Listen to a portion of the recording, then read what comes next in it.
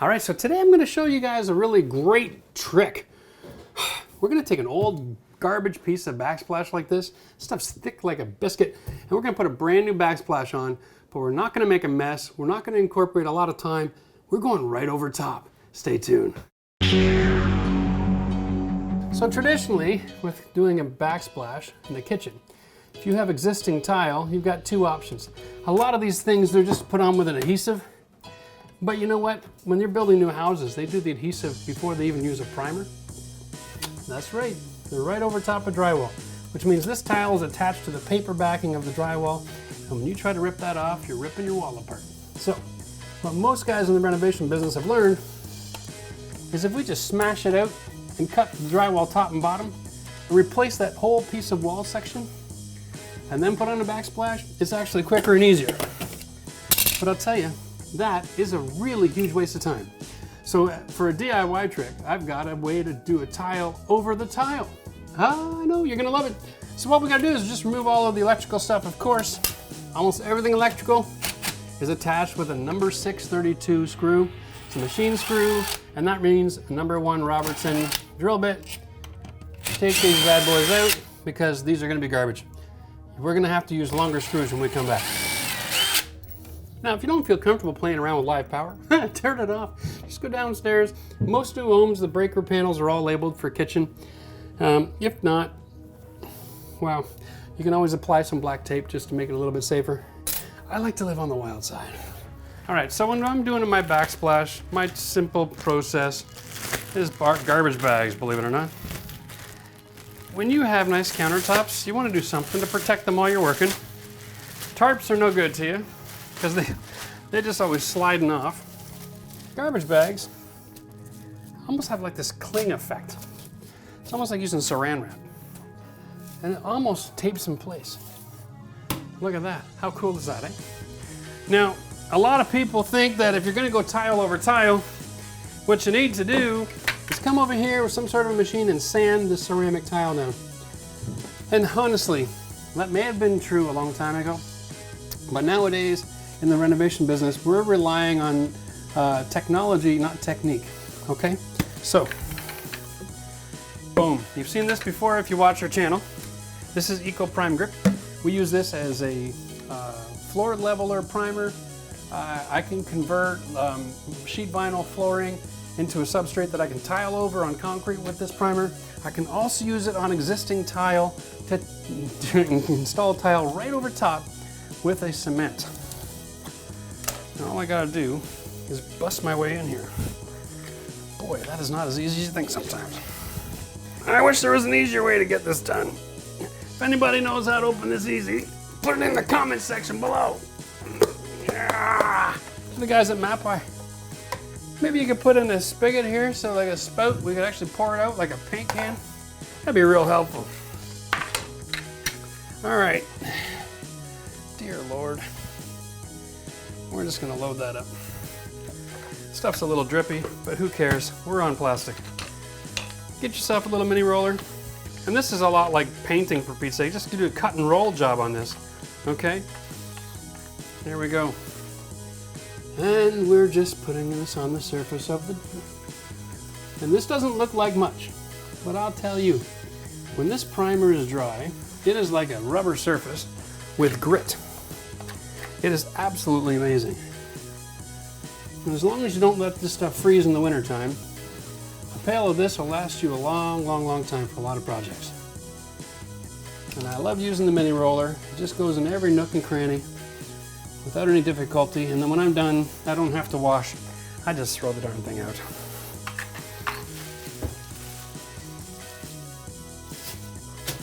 Now remember, this is a dry area, not a wet area.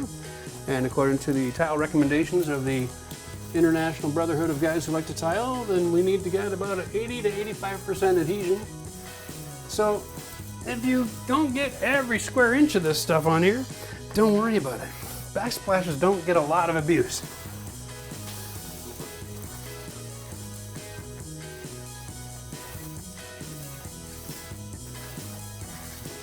Now this stuff dries in about an hour. So do your primer, clean up, walk away, and then you can pull out all your tools and get set up for doing your backsplash. By the time you're all said and done, this should be dry and ready to go. I'm loving this product because it makes life quick and simple. If I was to do a demolition approach here and then a reinstall, it would probably take me better part of half a day just to be at the same place as I'm going to be in here in about 15 minutes. Okay, so here we go. Just about done. We are going to go grab a coffee while this stuff dries, and when we come back, we'll show you how to install. And this is beautiful. This is a subway tile we're going to use. It's like a 2x12, I believe. It's a ceramic. It's very simple. It's going to have a little bit of depth of color in the gray scheme, so it'll really nicely tie everything together. I'm so excited about this. Ceramic tile, $3 a square foot for backsplash. That's the way to go. So this is the stone that we picked out. This is a ceramic tile. It's 2x10. It's very simple, it's got a beveled edge, which is nice. So you get the little bit of texture on the wall with a nice cleaning surface, easy to wash. And what I've done is I've laid this out just to measure it off. Okay, so whenever you're doing tile, you really want to think about the layout before you get started. It's not an afterthought. And what you do is you want to measure off your gap. Countertop to cabinet, 16 1/4. I've already gone and checked. The entire room is within 1/8 of an inch of that. So what I really want to do is I want to create an environment where I'm installing this stone at 16 inches. Okay? Now, you have an option because we're going to be using these grout spacers. You can go with a 16 or a 32nd inch or even a 3/16. Okay, so you can have the ability to manipulate a little bit. And generally speaking, backsplash tile are all designed to fit that gap of an 18-inch gap between upper and lower cabinets before countertop. So as long as your countertop is standard, and in our case it's quartz, it's 1 1/4, we're in good shape. So this is really easy to work out. So now I've measured off 16 inch using a 1/8 inch spacer. So I know that I'm going to go full tile from counter to cabinet all the way along my backsplash. And I'm not going to have any ugly cuts near the top. And I'm not going to have a big gap to fill with nothing but grout later. So very important when you're planning, know the dimension before you go and buy your stone. Just in case it's a little odd, you want to be able to pick something out. It's not going to have slivers or huge gaps left. Other than that, the only thing left to do before prepping is move the hood fan. What I did is I took out the screens, just backed off the 4 screws a little bit, slid the whole thing forward and tightened it up again. There is a gap between the hood fan and the cabinet on both sides, and so we want to make sure that we get tile up in and behind that, and then we can reinstall this hood fan, pushing it back to the wall. Piece of cake. This one actually vents up into the air. If your hood fan is vented out the back wall, I would suggest leaving it in place and tiling around it, just because the flange that fits into the wall is only, I think, is about 3/4 of an inch thick. So if you start tiling over tile and you have a rear exit fan, you're going to run into problems, so be careful of that. Other than that, let's just talk about the tools that we're going to need. All right, so our tools are very simple, and I love this because I'd love to be able to show a very simple combination of tools for doing work at home. Here's my little tile cutter. It's a Brutus cutter. It's designed for 12-inch stone, great for backsplash. I'm going to need a drill with a #1 Robertson bit. All of these electrical switches and plugs need to be backed out and pulled away from the wall. Just some tape, a marker, knife, float, and a trowel, and my spacers. And of course, a measuring tape. And you are in business. So with the basic tools, you can be able to do stonework yourself. The only thing that's missing here is our grinder. It's set up outside. We're going to cut all of our stone with the grinder outside, just so we don't put that dust in our atmosphere here. All right, so when you're doing a backsplash tile, you don't need a whole lot of tool, just a small pail. You can use your grout mixing blade here, all right? That'll work fine. We're just gonna make a 1/2 pail of cement. And the reason I like mixing it in this is because I can have it sitting on my counter and it's really simple to work from. I'm not using a lot of cement in the application, so there's no sense having a big pail up there since it's too hard to work with. We're using the ultralight cement from Mapai. And the reason we're using this instead of an adhesive is because of our primer. It'll bond much better to a cement than it will an adhesive or a glue. So here we go, tricks for the trade. Always put your cement into the water, not the other way around. And in this product case, a little bit of water goes a long way. Don't need a whole lot of drill for this either. Just on low speed.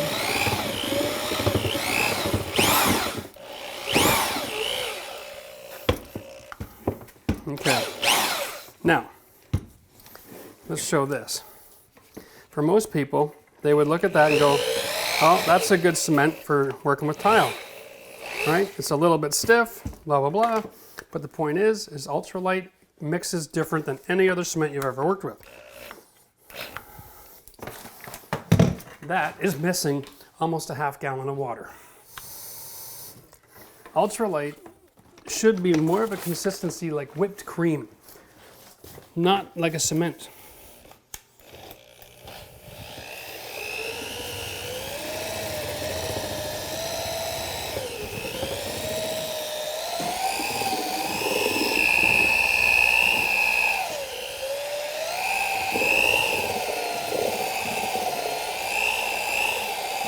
Here we go.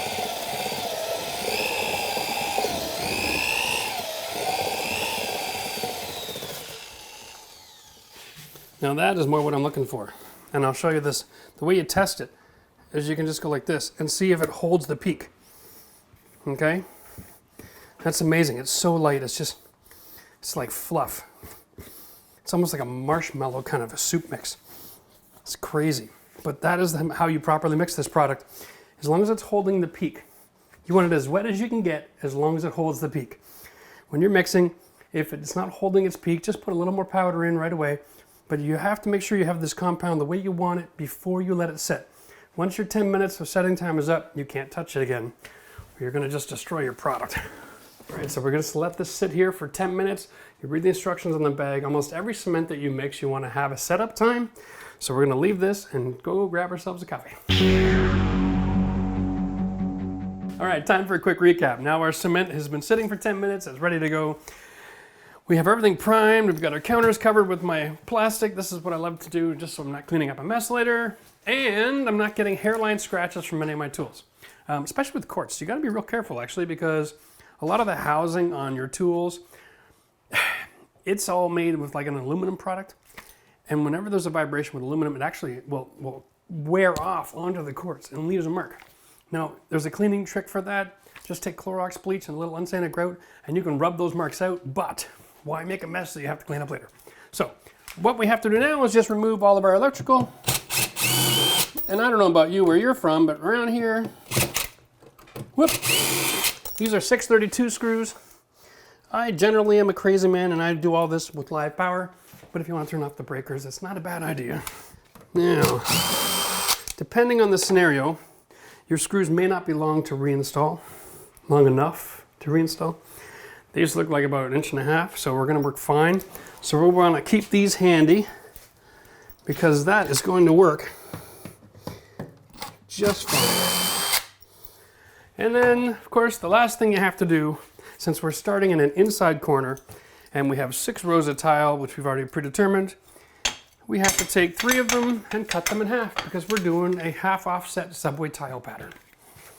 Okay, so our tile is 10 inch, but it is an actual 9 3/4.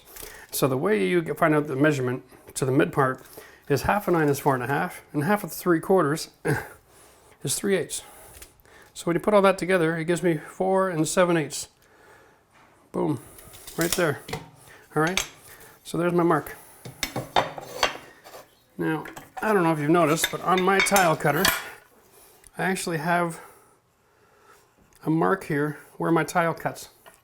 So I can put my tile on here, put my mark in line, and then I like to do this.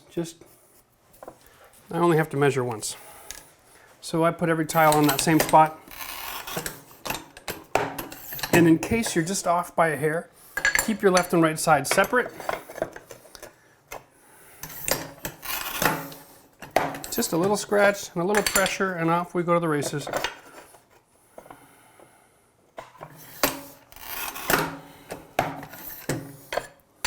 It's that simple. No need to have a $1,000 machine to do that. It's really all the science is in the little cutting wheel, and you can buy a replacement wheel for $8. So a $30 tile cutter will do the job. By the way, a lot of cases, these handles, they have a screw-off end with a spare wheel. So if you buy a $30 cutter, they already give you a free $8 wheel. But if you don't know about it, you don't know about it. And you can see how good the cement is right? That's got grab. This is why I love to use this, because I'm going to be taking this tile straight across the back of the stove area, and this stuff will keep my tile from slipping. So I don't have to put any temporary bracing in place. It's so much easier to just buy a good product than to have to fuss around with a piece of wood and screwing it to the wall and finding the studs and maybe putting a screw through your electrical. Save yourself the hassle. Spend the extra $5 and get the right cement.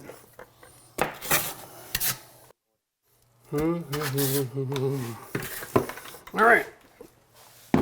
So you can see the technique is simple. You just throw a few blobs on the wall. It's not going anywhere because this is really good cement for this situation. Because you're going to want to be able to take your time working around all your electrical plugs, right, without getting yourself electrocuted. You can't do that if you got really wet, nasty, cheap cement. Here we go. And if you're using adhesive, you can't do a large area with backsplash because it dries before you even get the tile on.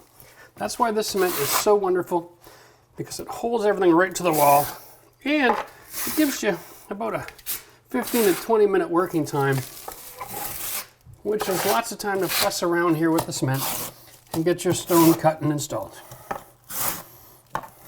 You don't want to do the entire kitchen at once here. You want to just do a certain area. And we know that the full tile to the top. So I'm going to have no problem laying in the tile all across this area, right out of the gate, from bottom to top. Now, I'm going to show you this technique. It's very important. When you're putting tile in your kitchen, lift it up and put your first spacer on your counter. Oh, so important, especially if you live in a zone, a region where you get probably below freezing temperatures. What ends up happening to the house is on the outside walls, the lumber of your house freezes and starts to warp outwards, okay? As the wood, moisture in the wood starts to freeze, it expands. And so a lot of times you'll see in your kitchen, the silicone lines around your kitchen on the outside walls gets cracked and the wall separates from the cabinets in the wintertime. So if you put the space here, in the wintertime, if you use the right kind of elastomeric caulking, which can grow 400% of what you put on, which is 4 times the size, you won't get cracking. But if you start with your tile right on the counter, you're going to have a nasty mess come the winter. Now, if you don't live in that kind of an area, I imagine you might get away with it, but most areas have heating and cooling just because of the air conditioning systems that we use if you live in the heat. So it's nice to have that kind of control. There we go. Next step. We're going to put the half tile. Now I like to, when I'm doing this stuff, just lay it in and then move it all around. This keeps the cement from getting stuck and squeezing out the gaps. It's a little painstaking like this. Now if you do a lot of tile with this particular product, you can just come along and set it in place, eyeball it, and give it a press. Generally leave it because this cement will hold it in place. But for most people, it's better just to take the time and use the spacers. We're not in a rush because the cement, like I said, takes a while to dry. This is where it gets fun. So you have to kind of eyeball. You want to get nice and down here and see what your height is. There's 3 things you need to know. The left and the right side of the box, okay, mark those. The center of the box. And then where the hole is that this screw mounts to.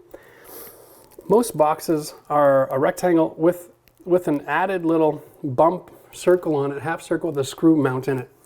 And so the box looks like this, and then it has this thing going on, right?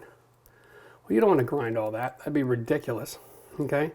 So what you want to do is you want to cut this rectangle, and then take your grinder and just go zip, zip, zip, zip, zip, zip, so that you've got defined space there for your screw hole. And that's all there is to it. Now, I'm going to run outside and grind this real quick, and then we'll come back in, and we should be able to finish most of this rest of this wall for the first 4 or 5 feet. I think I'm going to need a little bit of a grind on that piece right there, but that'll be about it for the grinder. Other than that, we'll just do a few scratch tools and we'll be done.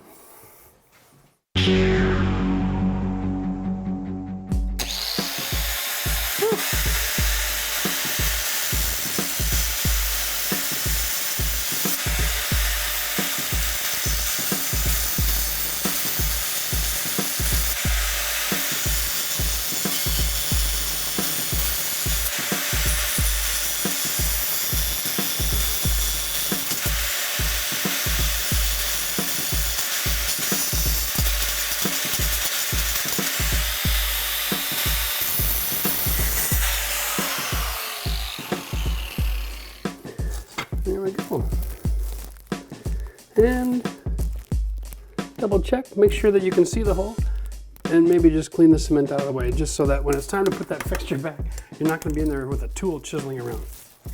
All right, and I'm going to suggest you measure this way, especially if you leave the power on like me. Don't get your measuring tape out, because that's got a metal end and you don't want to blow it up. Okay, you can touch the plug with the ceramic, it's not conductive, so get right up to the edge there.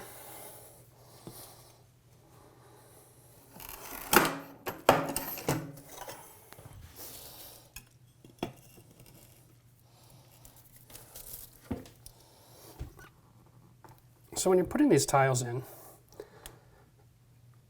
I'll demonstrate here. You want to set it right on the tile, right on the tile. That's how you want to start. And then you want to slide it up and away and into position. That's how you'll guarantee you'll never get the cement in the grout lines. Okay? So once again, tile to tile, and then you slide it up and away. Okay?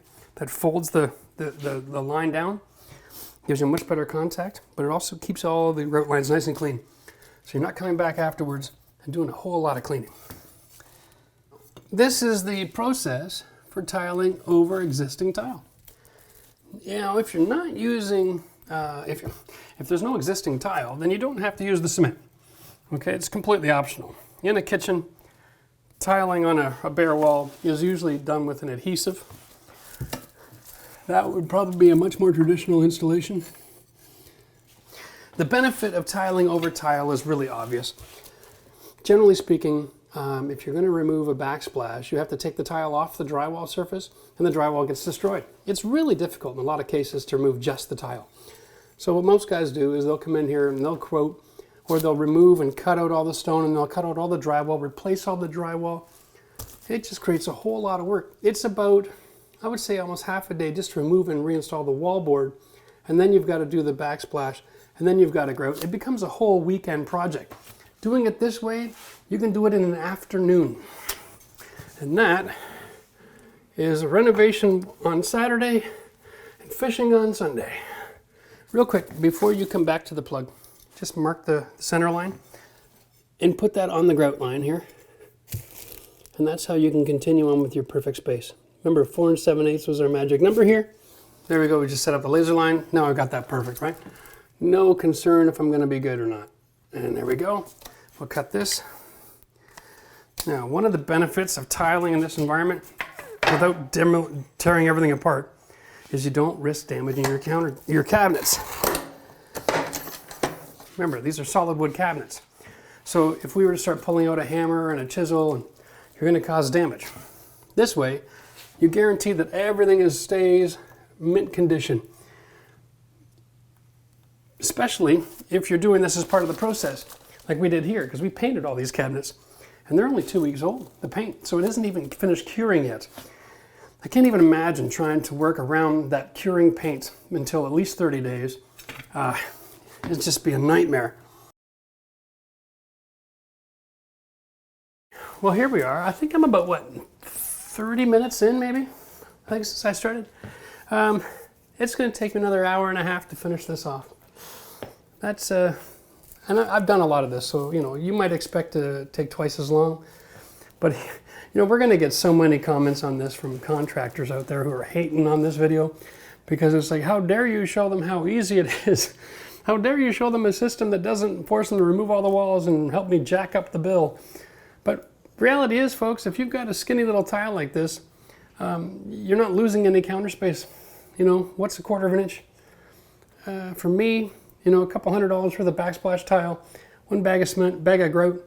I mean, it's a $300 transformation of the room, okay? It is absolutely spectacular. And the fact that you can do it yourself with a couple of hand tools, I say contractors should just get out of the backsplash business. Okay, so I'm going to show you a technique for working around your faucet. I don't want to be sitting here with this metal trowel messing around trying to just back butter the tile right in your hand. Okay, this is not all that tricky. We don't need 100% adhesion here. All right, we're not holding up the house. It's just a little something pretty to put on the wall that's easy to clean. All right, so set tile to tile, set it in, and then slide it into place. Nice and easy. And then for over here, I have a little bit of the cement there, so I'm just going to leave that part of the tile untouched. Okay.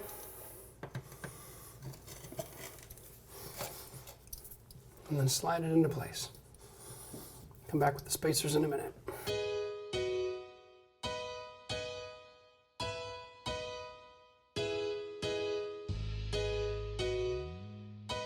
Okay, so now that the tile is all installed, I've screwed the plugs back in just to guarantee that the holes are going to be good. Okay, I don't unscrew them tight because you're going to cause problems with breakage and pulling them out of position.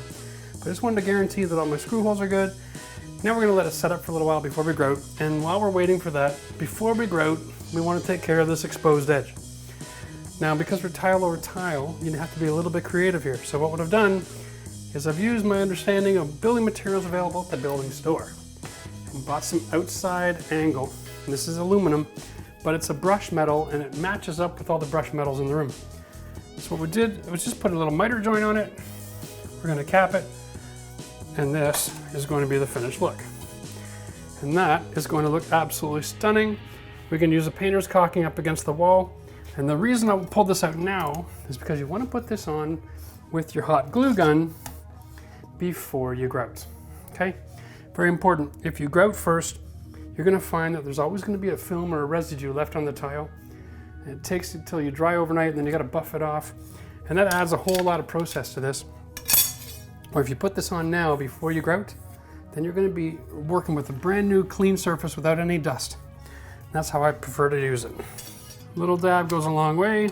Hot glue is one of these particular products where you don't want to make the glue sit too long before it's pressed into place. So do one piece with the glue, get it installed, then just measure it off and then let it sit for a second until it cools down. There, that's done. Now what I'm going to do is I'm going to put the glue right on the same spot. I'm building this out a little bit because I'm gluing onto the bevel. And that is the problem that I'm running into here. Because I'm gluing onto the bevel, the top piece wanted to roll back a little bit. So I'm going to glue to glue and build out my bevel that way. I'll just hold that in place until it's dried. Okay, all good. Now, when you're using hot glue, if you see any of this glue sitting out, proud of the trim, just take your knife, trim it back. It will not grout nice and it'll be ugly. So trim it off. Now we are free and clear. And all the little glue residue, just rub your hand on the countertop. It all just wipes right off, folks. We're free and clear. Now when this is all set up, about an hour or two, we're gonna let it dry. We'll pull out all our spacers and then we're gonna grout with all that in place, and we'll add some caulking on the top, paint it in. That'll be spectacular. All right, well, thanks for joining us on our little how to tile over tile episode here. It's a great little how-to trick to spruce up your home without making a huge mess in an afternoon. If you like this kind of content, I really would ask you to give us a thumbs up and ask questions in the comments below. Of course, we're gonna answer those questions for you. And if you haven't subscribed to our channel, by all means, hit the subscribe button. We do have new videos coming out every single week for your enjoyment and education. And if you want to know how this turned out, as far as the whole look when it's finished grouting, just check us out on our reality Renovision series. There will be a link at the end of this video, and you can check out that and all of our other major projects that we have filmed. Thanks a lot for joining us. We'll see you next time.